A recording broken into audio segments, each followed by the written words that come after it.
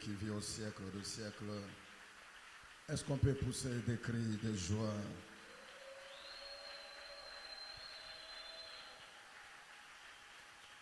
Est-ce que tu peux encore l'acclamer? Tu peux acclamer le roi de rois, le Seigneur de seigneurs, le Saint de saints, celui qui est, qui était, qui vient, le Tout-Puissant, Jésus-Christ de Nazareth, l'agneau immolé, le vainqueur de Golgotha, le vainqueur des nations, le puissant de Jacob. Jésus-Christ, c'est lui qui déplace les montagnes. Il est ressuscité, il est vivant. C'est vrai qu'il est vivant. Est-ce qu'on peut acclamer celui qui est vivant? Réellement, il est vivant. Il est vivant. Il marche au milieu de cet chandelier d'or, semblable au Fils de l'homme, vêtu d'une longue robe blanche, ayant la ceinture d'or sur sa poitrine. Ses yeux sont comme une flamme de feu. Ses cheveux sont blancs comme de la laine blanche. Ses pieds ressemblent à des lérins ardents. Il est dans sa bouche une épée aiguë à des tranchants. Dans sa main droite, il tient les 7 étoiles. Sa voix est semblable à celle des bruits des grandes eaux. Son visage brille comme le soleil lorsqu'il brille dans toute sa force.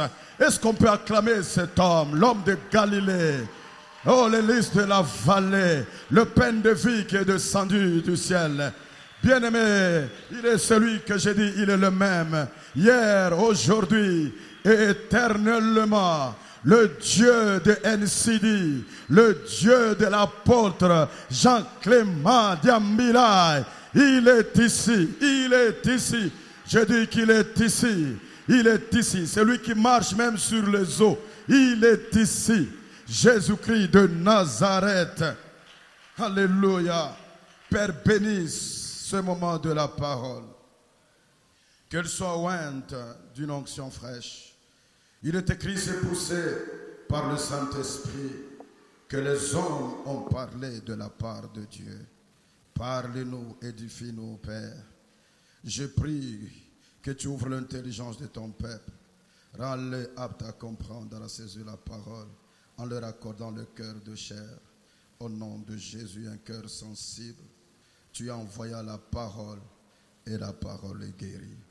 Que cette parole guérisse quelqu'un ce soir. Au nom de Jésus-Christ. Amen. Gloire au Seigneur. Je vous salue au nom de notre Seigneur Jésus. Nous pouvons nous asseoir. Merci encore au révérend Jean-Clément pour cette confiance. Être parmi les grands orateurs que je vois qui défilent ici, pour être parmi eux, il faut seulement trouver grâce auprès de Dieu. Et je dis merci à Dieu pour cela. Alléluia. Bien-aimé dans le Seigneur, cette nuit, j'étais en train de faire une vision, plutôt un songe qui m'avait fait un peu peur. Ce que je vis un serpent qui s'était levé pour attaquer le peuple de Dieu, un serpent qui voulait aussi me faire du mal.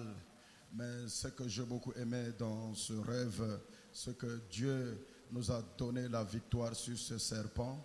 Et je comprends que cette soirée, le serpent qui combattait la vie de quelqu'un est vaincu à cause du sang de l'agneau. Et après ma prière de ce matin, je me suis dit, je vais un peu aussi me reposer. Moi, j'ai une manière que Dieu m'utilise. Dieu me parle souvent dans des songes, dans des visions. Alors j'avais déjà bien préparé mon message d'aujourd'hui que je devais donner.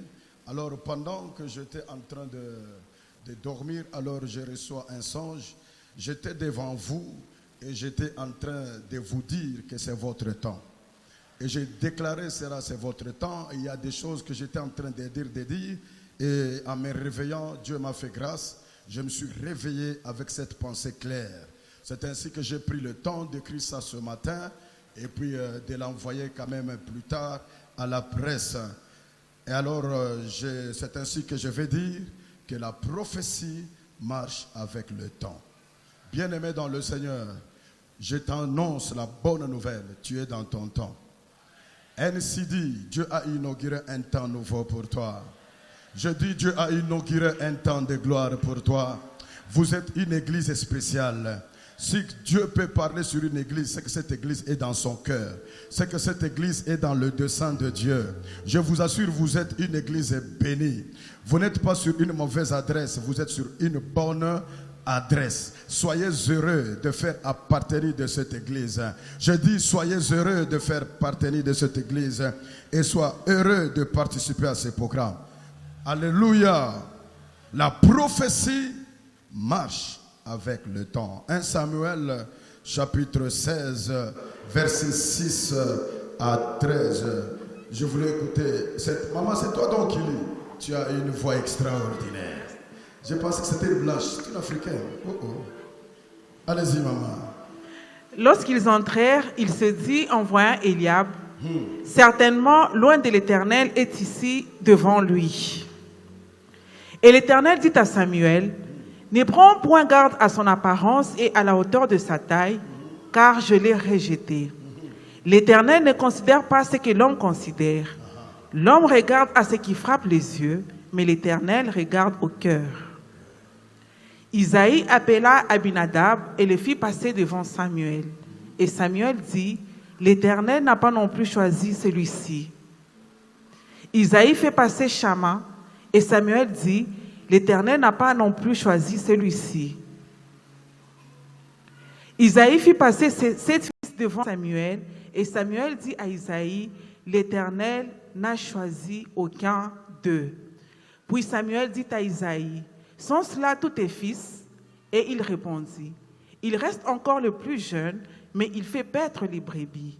Alors Samuel dit à Isaïe, envoie-le chercher, car nous ne nous placerons pas avant qu'il ne soit venu ici. Remarquez ceci, reprenez encore le verset 11.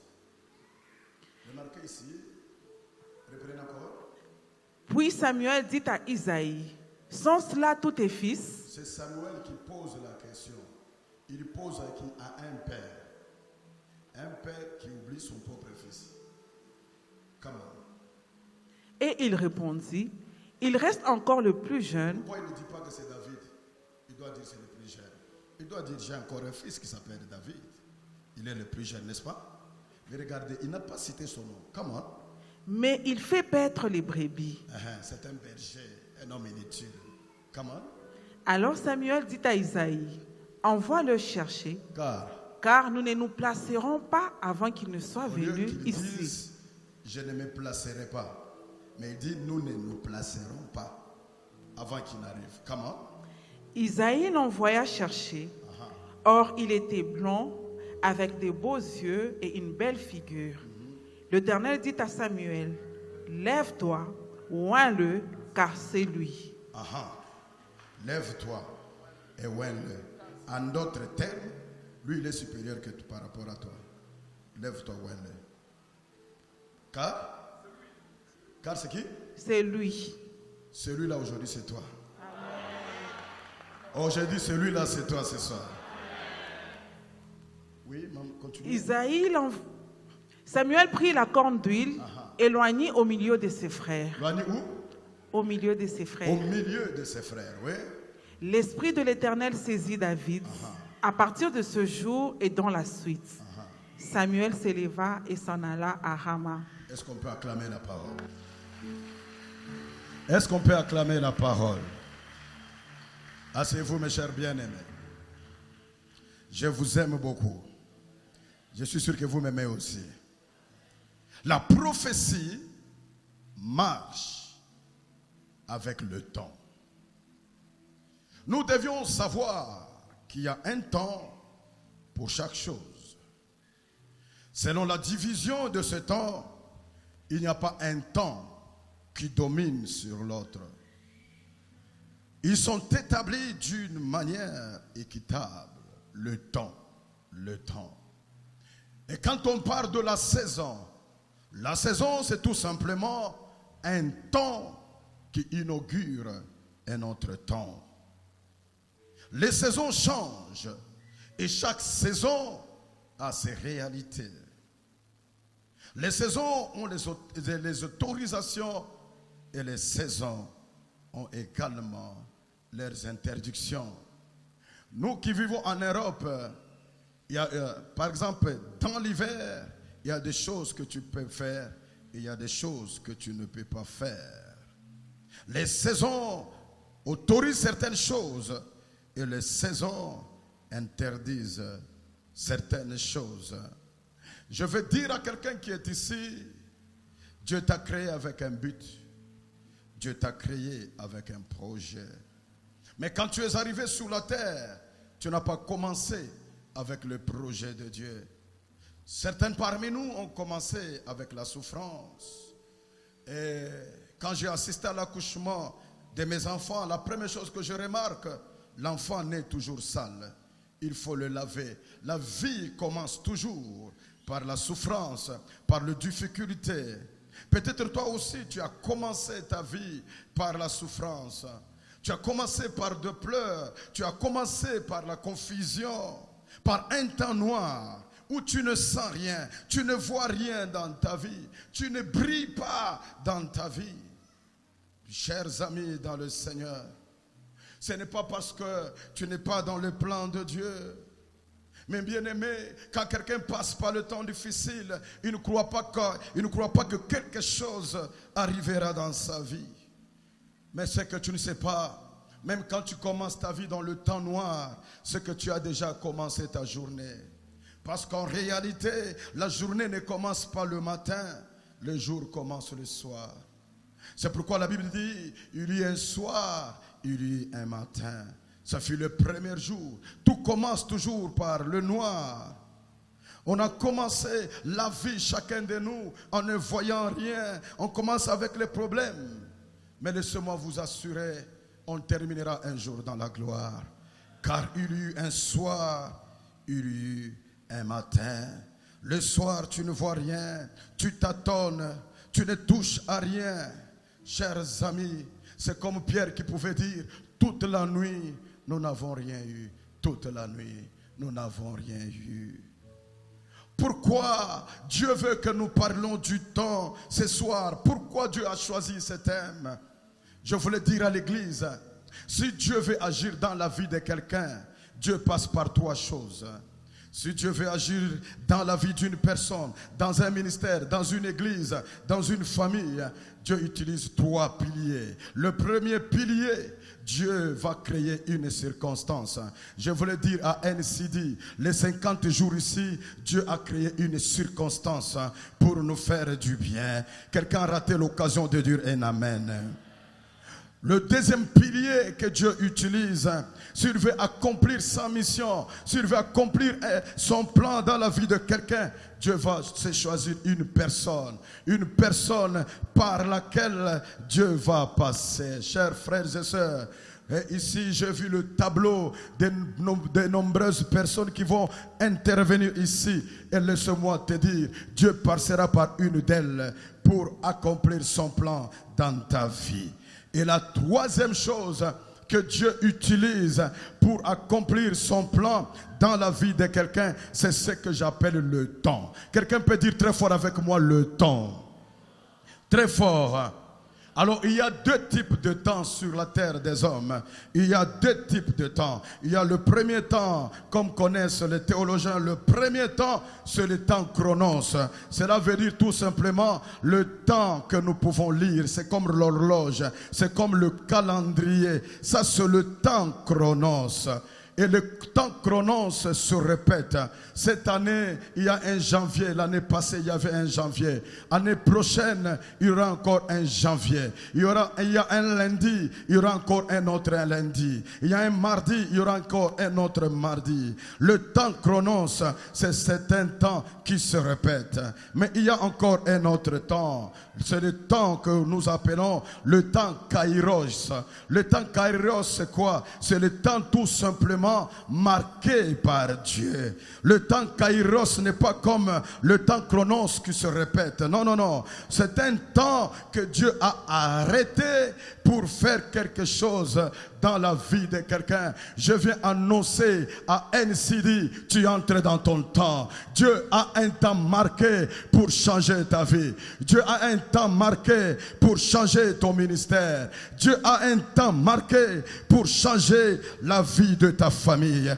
Et le temps marqué de Dieu, quand tu le rates, mon frère, ça ne revient plus. Je prie tout au long de ces 50 jours que tu ne rates pas le jour de ta visitation. Parce que quand tu le rates, Jésus-Christ va dire, malheur à toi Israël, car tu n'as pas su les jours que l'Éternel Dieu t'a visité. Je prie que tu ne rates pas ton temps cette année. Je prie que tu ne rates pas le temps de ta visitation. Quelqu'un me donne un amen bien. Oh, dis à ton voisin, ne rate pas le temps de Dieu, le temps que Dieu a arrêté pour toi. Le temps que Dieu arrête pour quelqu'un, c'est pour faire de nouvelles choses. Lorsque la nouvelle chose arrive dans le temps que l'Éternel Dieu a arrêté pour toi, pour ta vie, pour ton ministère, pour ton église, pour tes affaires. Que Dieu soit loué. Mais ce qui est bizarre, c'est que quand le temps de Dieu arrive, quand quelqu'un commence à entrer dans le calendrier divin, Dieu a toujours précédé cela par la parole. Faire très attention à toutes les paroles qui seront prêchées ici pendant ces 50 jours. Ça peut être une parole que Dieu a envoyée pour l'accomplissement d'un temps nouveau dans ta vie. Parce que souvent quand nous entrons dans le temps que Dieu a prévu pour nous, on n'est pas averti. Souvent c'est comme ça. On ne sait pas qu'on est en train d'entrer dans les plans de Dieu. Je sens que je dois vous dire quelque chose. Quand le temps de Dieu arrive, souvent, bien-aimé pasteur, on ne le sait pas. On ne le sait pas. On ne sait pas qu'on est dans les plans de Dieu. Vous savez, il y a des choses que Dieu a déjà mis en toi, mais qui vont se révéler avec le temps. Vous savez, chaque fois quand Dieu crée un manguier, Dieu y place une sémence. Mais cette sémence aussi aura un temps pour pouvoir faire sortir également une autre sémence. Toute chose sur la terre, tu as quelque chose que Dieu t'a donné, mais ça dépend du temps de la manifestation. C'est ainsi que vous allez remarquer aussi que le Tchad, ça fait plusieurs années, on disait que le Tchad était le pays le plus pauvre. Mais le Tchad ne savait pas que sous son sol, il y avait du pétrole. Le Tchad ne le savait pas. Mais au temps marqué, on a découvert qu'il y avait du pétrole. Et il y avait eu des guerres partout à Darfour. Pourquoi? C'est tout simplement parce que au temps de Dieu, au temps marqué de Dieu, Dieu a permis qu'on découvre ce qui était dans le sous-sol, dans l'eau. Dieu permettra aussi cette année que tu sois aussi la révélation de cette année. Quand ton temps arrive, Dieu fera des choses que tu sois révélé. Mais quand le temps arrive, Dieu essuie les larmes de quelqu'un. Oh mon Dieu, mon roi, qu'est-ce que tu me rappelles? Dieu est en train de me rappeler mon deuxième fils. Dieu me rappelle cet enfant. Cet enfant, mais bien aimé, à un certain moment, le diable l'a attaqué. Ses intestins ont été affectés. Il fallait couper les intestins. On a coupé les intestins de mon fils. Et toute sa vie, il ne faisait que le caca sur le ventre. Le caca sur le ventre. Mais bien aimé, c'était malheureux d'amener cet enfant à l'église. Quand vous arrivez avec lui à l'église, quand il fait caca, c'est dans des poches là, mes amis, et ça puait, et tous ceux qui étaient à côté là-bas devaient se déplacer. Et quand les gens entraient à l'église, les gens regardaient la position de ma femme, là où elle était. Si elle était à gauche, tout le monde va se positionner, même s'il y a de la place là-bas. Même si l'église, quand l'église est remplie, il y a quelques places vides là-bas. Les gens vont s'arranger pour rester même debout là derrière. Pourquoi? Parce qu'ils savent qu'à un certain moment, si l'enfant fait le caca, Mungu wangu, Mungu, kukubantu beko na ria mu dunia hii. Et ma femme n'avait plus l'envie de venir à l'église. J'ai dit, maman, continuons, on ne sait pas ce que Dieu va faire. Chers amis, un jour, les médecins prennent la décision d'opérer l'enfant pour chercher quand même à coudre, à rejoindre un peu les intestins qu'on avait coupés. Alors, quand l'opération s'est passée, j'étais chez moi avec un ami de Paris, comment elle s'appelle encore? Bon, le nom va revenir. Alors je venais avec lui. Dans cette époque-là, je n'avais pas de voiture. J'étais dans le bus et on était en train de partir à l'hôpital. Et subitement, je sens l'onction qui tombe sur moi. Et je commence à parler en langue. Je parle en langue. Dans le bus, le blanc là me regardait bizarrement. Je n'arrivais pas à me saisir. Je parle en langue, je parle en langue. Je ne comprenais pas ce qui arrivait. Et j'ai contaminé le pasteur qui m'accompagnait. Il a commencé aussi à parler en langue. On parlait en langue. Or que c'était l'esprit qui priait à cause de ce qui s'est passé à l'hôpital. Je ne savais pas ce qui s'est passé à l'hôpital. Nous arrivons comme ça à l'hôpital. Je trouve ma femme appuyée sur le mur et les larmes coulaient de ses yeux. Je pose la question à ma femme. Qu'est-ce qui ne va pas? L'opération s'est bien passée. Elle m'a dit non papa, l'enfant est parti. On vient de m'annoncer que Kabea est mort. Mes amis, j'ai perdu tout le courage. J'ai compris maintenant pourquoi j'ai prié en langue. Mes amis, partout où vous vous retrouvez, quand vous sentez qu'il faut prier, priez. Parce que vous ne savez pas ce qui arrive. Bien-aimé, quand le pasteur de l'église organise un programme, sachez que dans ce programme, Dieu veut faire quelque chose dans la vie de quelqu'un.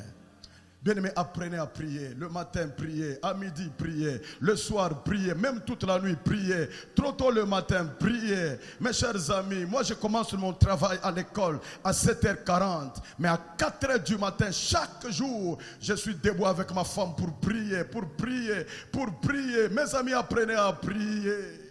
Apprenez à prier. À prier. Il y a des choses que ton cerveau ne te donnera pas. Il y a des choses que tes muscles ne te donneront pas. Il y a des choses que ton argent ne te donnera pas. Mais il y a des choses que Magoti va te donner. Magoti takupatia. Il y a des choses que les genoux vont te donner. Il y a des choses que seul Dieu peut faire. Et que c'est le par le genou que Dieu peut changer le cours de l'histoire de l'homme. Alors qu'on m'a appris qu'on est en train de le préparer maintenant pour l'amener à la morgue. Alors je me suis dit, je suis arrivé quand même à temps. Attends, je peux voir quand même comment mon fils sera bientôt amené à la morgue. Père, merci parce que tu as permis quand même que j'arrive à temps et que je le voie avant qu'il parte. Merci de permettre que je puisse le voir. C'est alors que j'entends une voix qui me dit, tu ne le verras pas à la morgue. Tu ne le verras pas. Tu ne le verras pas à la morgue. Tu rentreras avec lui. Tu rentreras avec lui. Tu rentreras avec lui. Dieu parle. Ce que sa bouche annonce, sa droite l'accomplit. Ce que sa bouche déclare, sa droite l'accomplit. On a entendu 30 minutes, 30 minutes, 30 minutes, 35 minutes, 45 minutes. 1 heure après, je vois une porte qui s'ouvre. Une porte qui s'ouvre. C'est le médecin qui sort. Le médecin dit, vous les Africains, vous êtes bizarres. Pendant qu'on préparait l'enfant pour aller l'enterrer, on n'a pas compris. Les yeux se sont ouverts. Votre enfant s'est relevé. My God, l'enfant s'est relevé. L'enfant a ouvert les yeux. L'enfant a commencé à parler. Je vais dire à quelqu'un, nous servons la résurrection. Nous servons la vie. Je viens prophétiser ce soir. Tout ce qui est mort à toi ressuscitera. Je dis ressuscitera. Tout ce qui est mort à toi, un ministère mort va ressusciter ce soir. Les affaires mortes vont ressusciter ce soir. Les projets que tu as enterrés vont ressusciter ce soir. Dieu m'a dit, avant d'entrer dans la prédication, annonce ce message, annonce ce message, annonce ce message. Il y a quelqu'un qui est en ligne. Tu m'entends là où tu es. Je ne sais pas dans quel pays où tu es, mais je viens t'annoncer, il est la résurrection. Tout ce qui est était mort dans ta vie peut ressusciter, peut ressusciter, peut ressusciter, peut ressusciter. J'annonce la résurrection, j'annonce la vie. Tout ce qui était mort à toi revivra, revivra. Vous avez un homme que vous ne pouvez pas décourager. Tu ne peux pas me décourager parce que je connais le Dieu d'Abraham, le Dieu d'Isaac. C'est lui qui appelle à l'existence des choses qui n'existent point comme si elles étaient. Nous servons celui que j'appelle Chilobu. Nous servons celui que j'appelle le commandant en chef victorieux. Oh, je lève ma main gauche et je prie que Dieu ressuscite dans ta vie tout ce qui était mort. Donne-moi un amen. Que la vie entre dans tes membres, que la vie entre dans la vie de tes enfants, que la vie, je proclame la vie. Mais ce qui est extraordinaire, demandez-moi c'est quoi? Demandez-moi c'est quoi? Oh, demandez-moi ce qui est extraordinaire, c'est quoi? Demandez-moi s'il vous plaît. C'est que Dieu, j'ai compris, l'enfant n'était pas mort. J'ai compris, Dieu était en train d'opérer l'enfant. My God, Dieu était en train de remplacer les intestins. Bien-aimé dans le Seigneur, quand l'enfant est ressuscité, il est né avec des... Il est ressuscité avec des intestins nouveaux. C'est comme si on ne l'a jamais coupé. Je suis en train de dire, Dieu n'est pas le créateur de Genèse simplement. Dieu continue encore à créer. Il est le créateur hier. Il est le créateur aujourd'hui. Il est le créateur demain. Je veux dire à quelqu'un, même si tes matrices sont bousillées, Dieu peut te donner de nouvelles matrices. Si tes trompes sont bousillées, Dieu peut te donner de nouvelles trompes. Ah, si tes hormones sont faibles, Dieu peut créer encore. Dieu peut encore créer d'autres hormones. Je parle à quelqu'un. Je parle à un Dieu créateur. Je parle à un Dieu créateur. Il est capable de changer même le sang. De diabète que tu es, Dieu peut changer le sang. Il enlève le sang de diabète et il te donne le sang.